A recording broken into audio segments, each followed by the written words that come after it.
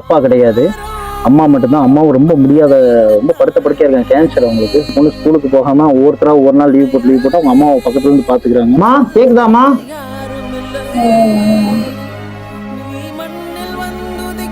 அம்மாவுக்கு இதானா கூட யாரும் பாக்குறதுக்கு, யாரும் தூக்கி போட கூட வரமாட்டாங்க. என்ன இருக்கேன், அம்மா இருக்காங்க, நாங்களாம் இருக்கோம்ல, பாத்துக்குவோம். எதுவா இருந்தாலும் ஏத்துக்கூடிய மனப்பக்குவத்தில் நீங்க 4 பேருமே இருக்கணும். உங்களுக்கு இப்ப என்ன தேவையோ எல்லாமே நான் செஞ்சுட்டு போறேன். அப்பாவும் இல்ல, அம்மாவும்